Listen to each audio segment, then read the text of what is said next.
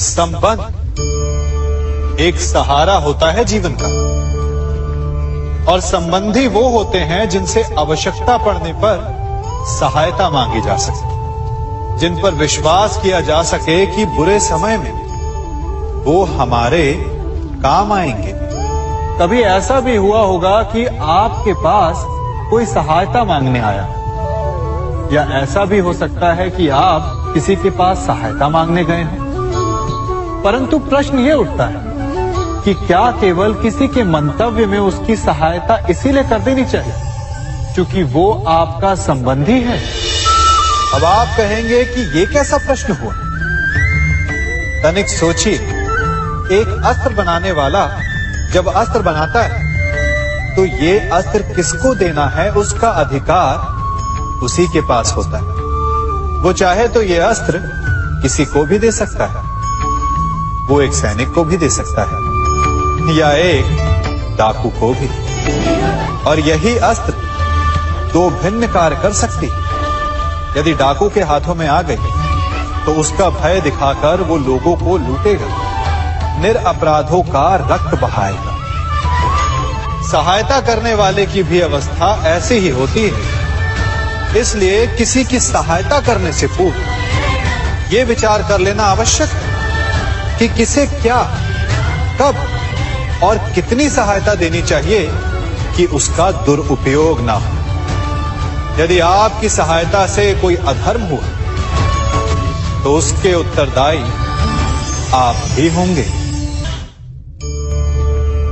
जीवन में कई बार ऐसे अवसर आते हैं कि आप लोगों से मिलने जाते हैं और उनसे कुछ आकांक्षाएं भी रखते हैं, और कई बार जीवन में ऐसे अवसर भी आते हैं कि लोग आपसे मिलने आते हैं। इसलिए अतिथियों का सम्मान करने से पूर्व सदा कुछ बातों को स्मरण रखना आवश्यक होता है।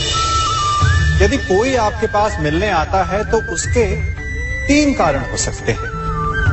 पहला कारण होता है भाव, दूसरा अभाव और तीसरा प्रभाव। तो जैसा अतिथि उसको वैसा ही सम्मान दे।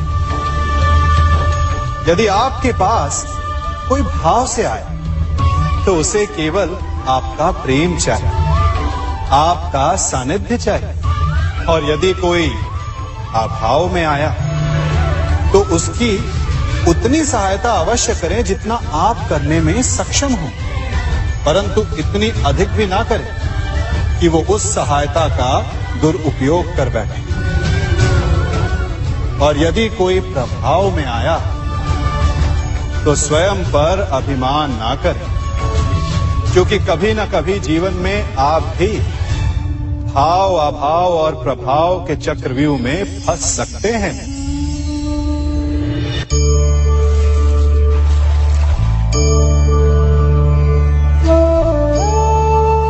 यदि जल को मुट्ठी में कसकर बांधें तो जल कैसे अपना मार्ग बनाकर निकल जाता है? इसी धारा की भांति यही अवस्था हमारे अपनों के साथ भी होती है। अधिकतर हम जिनसे प्रेम करते हैं हम सदा उन्हें अपने समीप रखना चाहते हैं, स्वयं से दूर नहीं होने देना चाहते। चिंता करते हैं, भय खाते हैं कि कहीं उनके साथ या उनसे कुछ बुरा घटित ना हो जाए, और ऐसे में हमारे अपने ही हमसे दूर हो जाते हैं, ठीक मुट्ठी में बंधे जल की भांति। इसलिए जिनसे आप प्रेम करते हैं उन्हें स्वतंत्र कर दीजिए, उनकी सोच को स्वतंत्र बनने दीजिए, उन्हें अपने मार्ग स्वयं ढूंढने दीजिए, क्योंकि आप सदा उनके साथ उन्हें मार्ग दिखाने के लिए नहीं रहने वाले। इसलिए अपनों के साथ अवश्य रहें, परंतु उन्हें बांधे नहीं। जन्म के पश्चात बालक जब पहली बार अपने नेत्र खोलता है तो उसका मन उत्सुकता से भरा होता है कि ये संसार क्या है, उसे क्या दिख रहा है। ये उसके जीवन का नया आरंभ होता है। परंतु जैसे हम धीरे धीरे बड़े होने लगते हैं, अनुभव अर्जित करते हैं, हमारे मन की उत्सुकता, हमारे जीवन का चाव होने लगता है। तनिक सोचिए, जब हम सुबह सोकर जगते हैं, अपनी आंखें खोलते हैं, तो उसे ही हम अपने जीवन का प्रारंभ समझ ले तो सुबह से लेकर संध्या तक के समय को ही अपने जीवन जीने का समय समझ ले तो कितनी स्फूर्ति आ जाएगी आप, कितने काम कर पाएंगे आप, कितने लक्ष्य अर्जित कर पाएंगे।